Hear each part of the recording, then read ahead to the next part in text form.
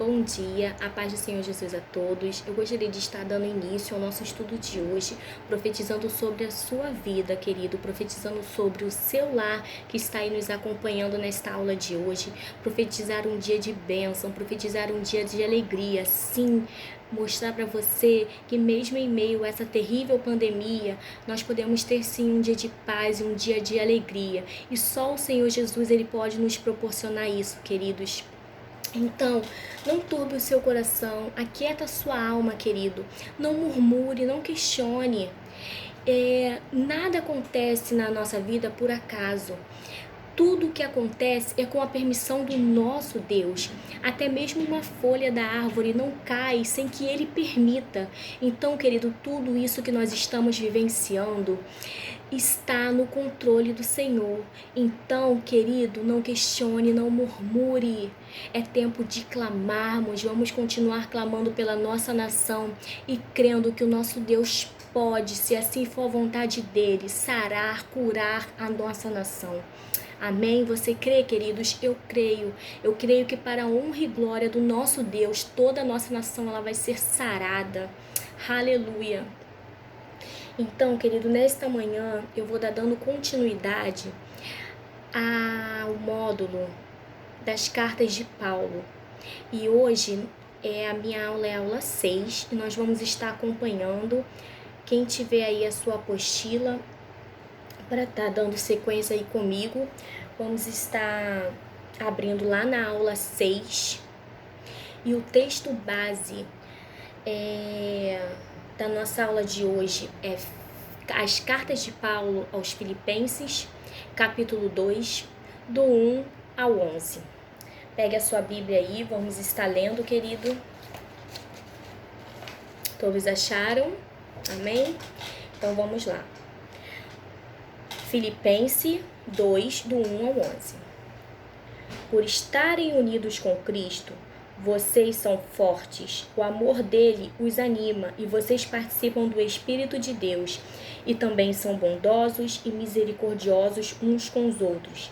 Então peço que me deem a grande satisfação de viverem em harmonia, tendo um mesmo amor e sendo unidos de alma e de mente.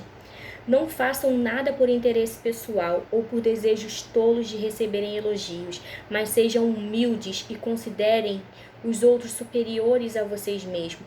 Que ninguém procure somente os seus próprios interesses, mas também os dos outros. Tenha entre vocês o mesmo modo de pensar que Cristo Jesus tinha. Ele tinha a natureza de Deus, mas não tentou ficar igual a Deus.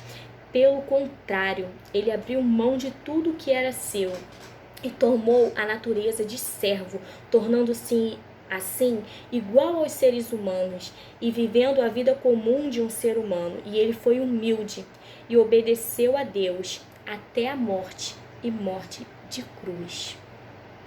Por isso Deus deu a Jesus a maior e a mais alta honra, e pôs nele o nome que é o mais importante de todos os nomes, para que em homenagem ao nome de Jesus Cristo, todas as criaturas no céu, no mundo dos mortos, na terra, caiam de joelhos e declarem abertamente que Jesus Cristo é o Senhor, para a glória de Deus Pai. Vamos estar orando neste momento. Senhor Deus, aqui está a Tua palavra, Senhor. Senhor Jesus, que o Senhor possa tomar total direcionamento, Senhor, desse estudo, Pai amado.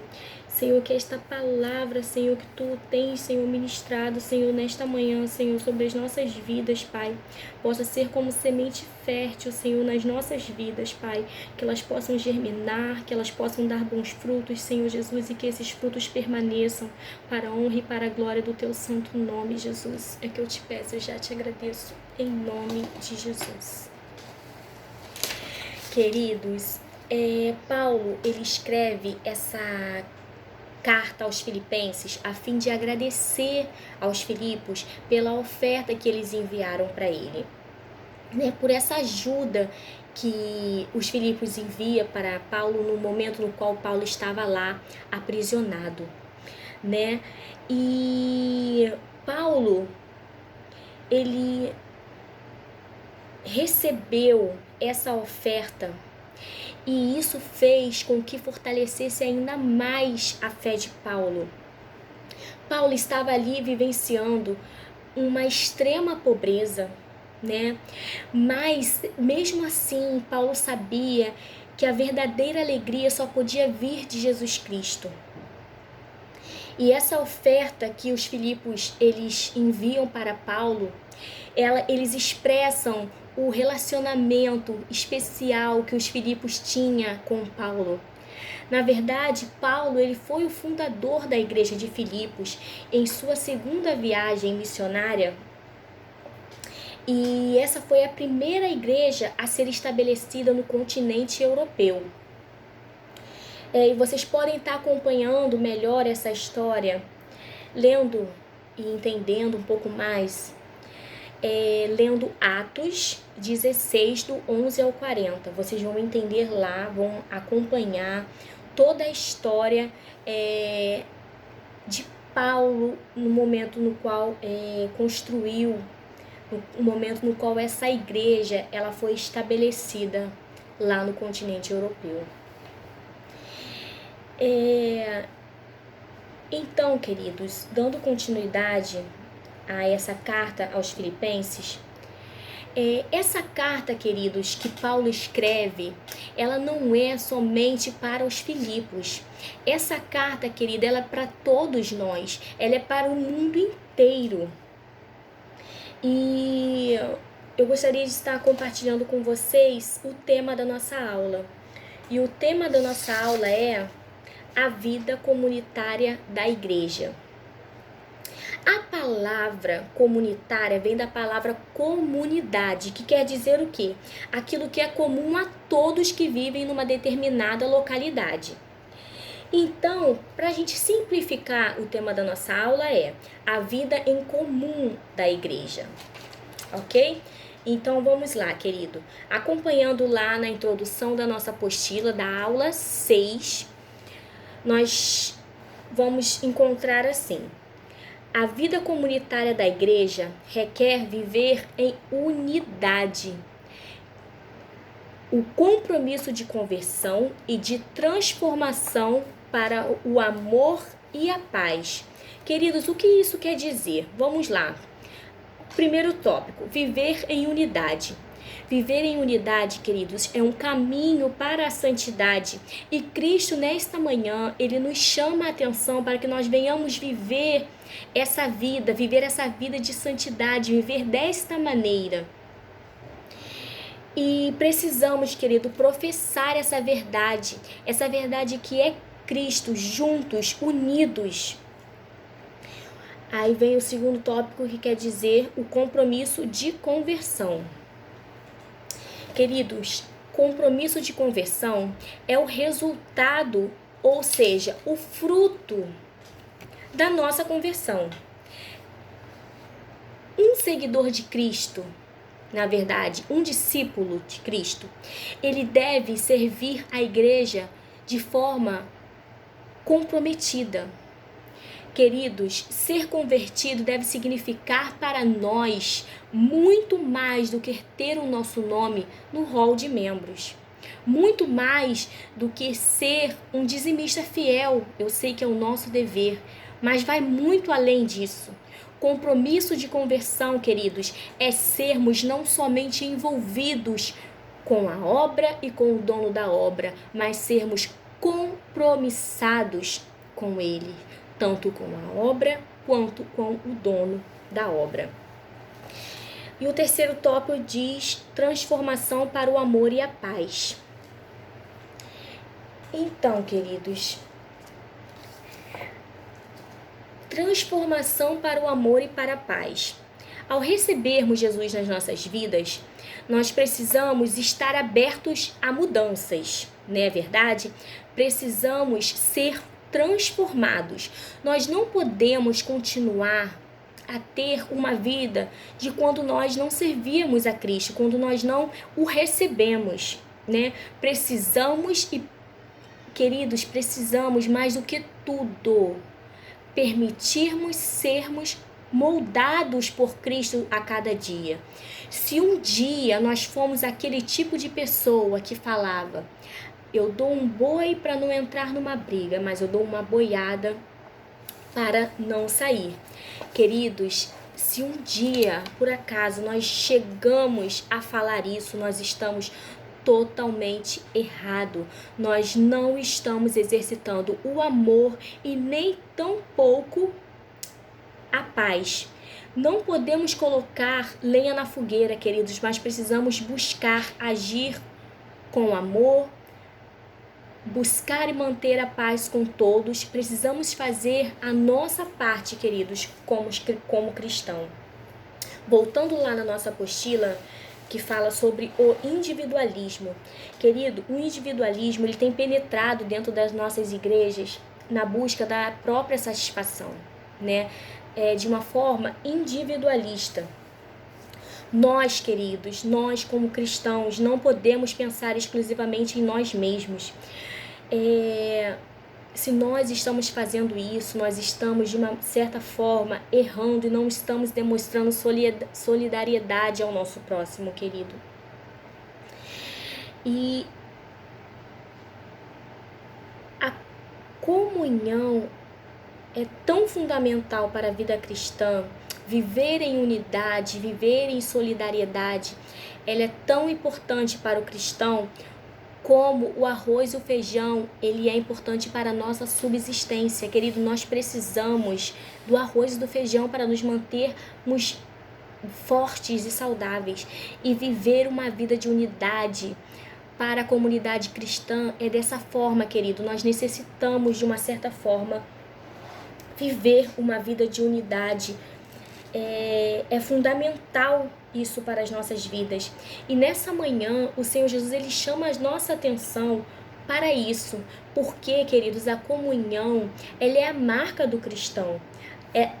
A viver em unidade é algo que precisa estar vivo dentro de nós a cada momento. Temos vivido dias muito difíceis, né, com a saúde, devido a essa pandemia. E brevemente, se isso não acabar, afetará até mesmo a economia do nosso país, né, as nossas vidas financeiras, né? Mas, querido, nós temos tido com isso bastante tempo para refletirmos, né? Refletir sobre o que o Senhor, ele requer de nós nesse tempo. Como eu falei no início, não é tempo de murmurarmos, não é tempo de questionarmos, é tempo de buscarmos entender o que o Senhor requer de nós nesse tempo. Querido, a Epístola aos Filipenses, ela é muito rica, essa carta, esse livro de Filipenses, querido, ele é muito rico. Se vocês puderem depois estar fazendo a leitura de toda a carta de Paulo aos Filipenses, ele tem apenas 4 capítulos. Mas, queridos, são 4 capítulos de muito ensinamento. São palavras muito ricas para as nossas vidas. Essa epístola, ela ensina muito a respeito da vida comunitária na igreja, né? E o primeiro ponto que nós destacamos é que a igreja é a comunidade da unidade. Nós conseguimos destacar pontos riquíssimos de ensinamento nesse texto, porém eu vou destacar alguns tópicos dentro dele. E o primeiro é a igreja é a comunidade da unidade. A carta aos Filipenses tem como a maior característica, ela dá ênfase na unidade do cristão. Nós precisamos viver em unidade. É preciso, querido, que haja dentro de nós esse esforço para que nós venhamos viver em unidade. Precisamos nos esforçar para que sejamos comunidade da unidade. A começar por mim, querido, a começar por você, que hoje está tendo o privilégio de acompanhar esta aula comigo, de estar ouvindo o Senhor chamar a nossa atenção sobre a unidade da nossa igreja. E se por acaso alguma coisa se perdeu dentro de nós, que nós possamos hoje recuperar isso em nome de Jesus. Não para o nosso próprio benefício, querido, não. mas sobretudo sobre a função da missão da Igreja de Cristo na Terra.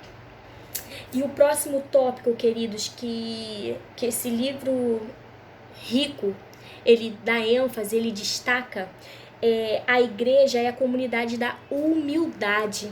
Queridos, no texto que nós lemos lá do capítulo 2, do 1 ao 11, Paulo apresenta um belíssimo poema, a humildade que Jesus, a humildade que caracterizou Jesus. Esse texto relata a humildade voluntária de Jesus. E ele convida a cada um de nós, nesta manhã, a sermos como ele é. No versículo 5 diz: tenham entre vós o mesmo modo de pensar que Cristo Jesus tinha. E ele nos convida a nós pensarmos da maneira dele, a agirmos da maneira dele, a sermos humildes assim como ele é. Que possamos, querido, de forma genuína, que possamos de forma verdadeira mesmo, sermos cristãos, sermos pequenos cristos nessa terra, a agirmos da maneira que o nosso Jesus agiria. E o próximo tópico a igreja é a comunidade da alegria. Isso mesmo, querido, é a comunidade da alegria. Porque a felicidade, ela depende de acontecimentos. Porém, queridos, a alegria, ela depende de Cristo. Essa verdadeira alegria que tem dentro de nós, ela vem do Senhor Jesus. A alegria, o fruto do Espírito. O fruto do Espírito que está lá no texto de Gálatas 5, 22. Esse fruto do Espírito belíssimo que é a alegria. Paulo escreve essa carta a fim de nos dedicarmos a buscar essa verdadeira alegria que só pode vir de Cristo. Não essa falsa alegria que o mundo traz. Que nós venhamos ter, queridos, nesta manhã, a certeza de que Deus, ele está conosco. E não importa, querido, não importa o que você esteja passando, não importa o que esteja acontecendo no mundo. Eu venho aqui nesta manhã para te dizer, para mim mesmo, para que nós não venhamos nos limitar à realidade que estamos vivenciando, mas que nós possamos nos agarrar no dono da promessa, porque só Ele, querido, só Ele vai conseguir trazer para nós a esperança de dias melhores. Só Ele manterá viva essa alegria dentro de nós. A comunidade da igreja, queridos, depende da nossa comunhão com Deus, que cada membro de Cristo desfruta. Então vamos lá. A comunidade da igreja depende da vida de comunhão com Deus, que cada membro do corpo de Cristo desfruta. O que isso quer dizer, querido? Isso quer dizer que a nossa unidade na igreja, ela reflete a nossa comunhão, o nosso relacionamento com Deus. E eu quero te dizer, querido, que não existe vida comunitária, vida de unidade na igreja, se não existir corações orantes. Eu quero dizer, queridos, que não há como existir unidade se não há homens e mulheres que tenham vida de oração, que tenham vida de intimidade com Deus. Jesus, ele estava continuamente em oração para que ele pudesse escutar qual era a vontade de Deus para a vida dele. Queridos, eu posso te dizer nesta manhã que dificilmente faremos a vontade de Deus se nós não tivermos um relacionamento com Ele, se nós não tivermos um coração quebrantado, um coração inclinado para Ele e para a vontade dEle. A oração, querido, ele nos leva à prática da vontade de Deus. Somente orando, somente entrando no nosso momento de intimidade com Deus, nós vamos conseguir entender qual é a vontade de Deus para as nossas vidas. E que nessa manhã, querido, nós possamos aprender com Jesus a sermos homens e mulheres que vivam, homens e mulheres que se dedicam a ter uma vida, a se esforçar, a ter uma vida de unidade. na igreja. Que nesta manhã nós possamos nos dedicar a ter uma vida de unidade, uma vida de humildade, que nós possamos exercitar essa alegria que vem daqui de dentro, é algo que vem diretamente do Senhor Jesus para as nossas vidas. E é isso que eu queria estar deixando com vocês, para a meditação de vocês. Vamos estar orando neste momento para finalizar. Pai, nós te agradecemos, Senhor Jesus, por esta aula. Te pedimos, Senhor Jesus, que em nome de Jesus, Pai, o Senhor possa nos ajudar, Senhor, a sermos homens e mulheres, Senhor Jesus, orantes, Senhor, nesta terra, Senhor, homens e mulheres, Senhor, que oram para que possam ouvir a Tua vontade, Espírito Santo. Pai, muito obrigado, Senhor, por esse estudo. Pai, continua conosco, Espírito Santo de Deus. É o que eu te peço, já te agradecendo, em nome de Jesus. Queridos, e assim eu encerro a minha aula de hoje. Fiquem todos com Deus. Até a próxima e que Deus os abençoe.